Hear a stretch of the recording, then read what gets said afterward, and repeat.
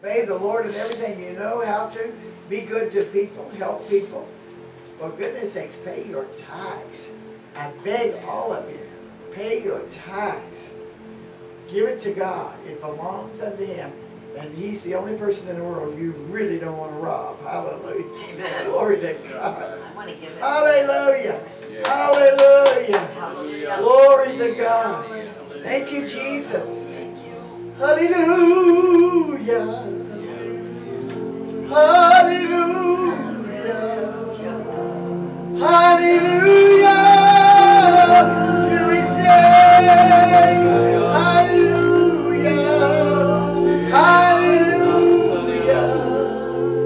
Lord, we glorify your name. Hallelujah. Oh, hallelujah. We magnify your name. Hallelujah. Hallelujah.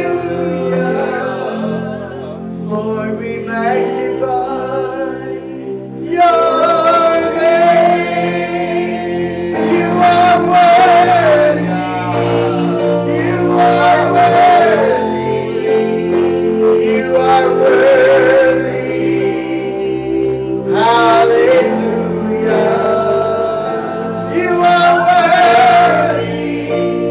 You are worthy. Hallelujah to your name. Hallelujah. Hallelujah. Hallelujah to your name. Glory, glory. Hallelujah. You are forever. You're the same. Holy, holy. Holy, holy.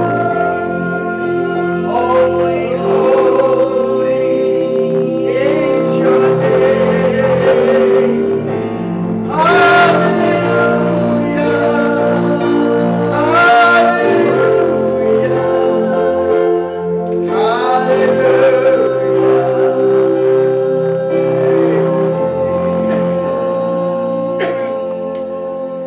Hallelujah. Oh, I feel like we've had a breakthrough. Yes. Feel like we went through. Hallelujah. Thank you, Jesus. That's the level here. Thank you, I already Jesus. felt in the air. Thank The you, heavens are open. Jesus. Glory, glory. Hallelujah.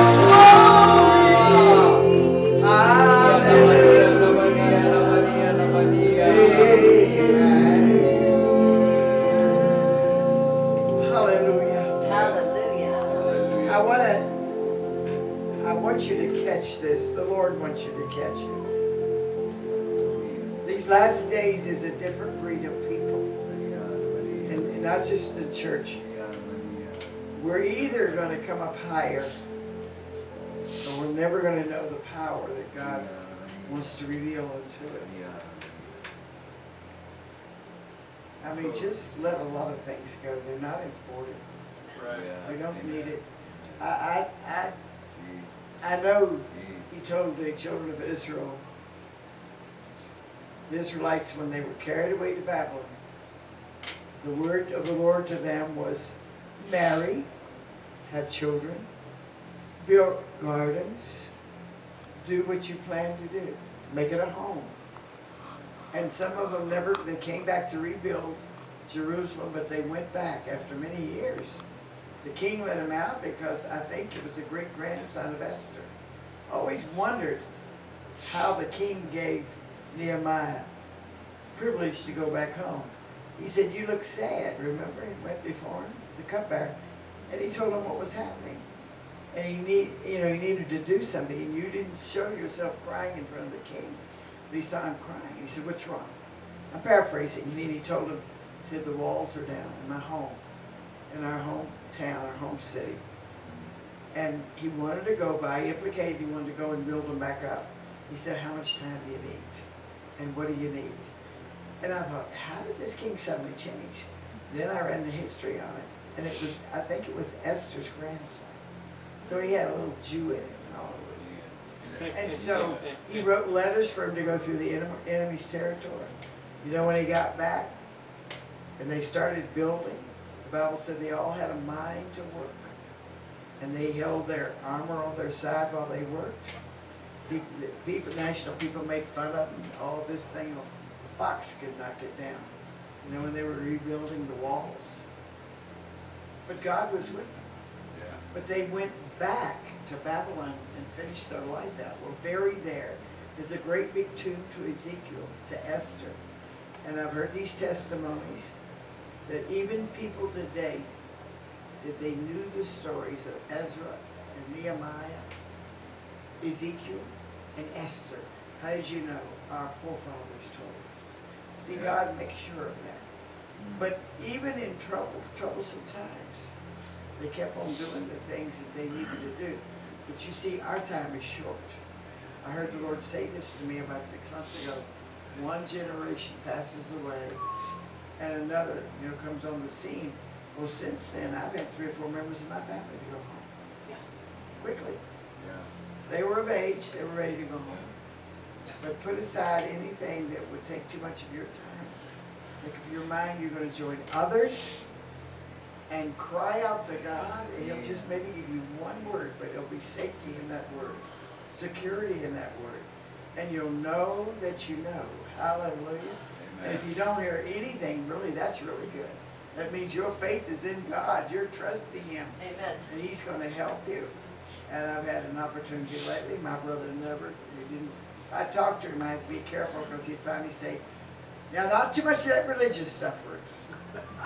That's what he would say to me. I said, well, it's not religious to me. It is to you because you don't understand it. Yeah. But I've been able to talk to him. His spirit is quieting down.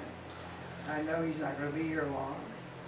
And I'm just believing God. My faith, his mother's prayed, I've prayed, the whole family's prayed.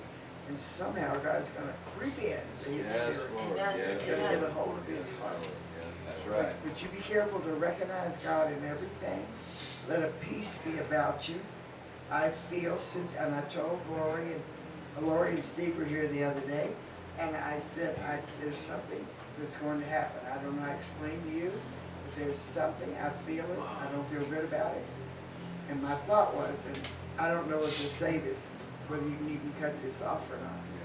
Is there any way you can cut this off? The sound?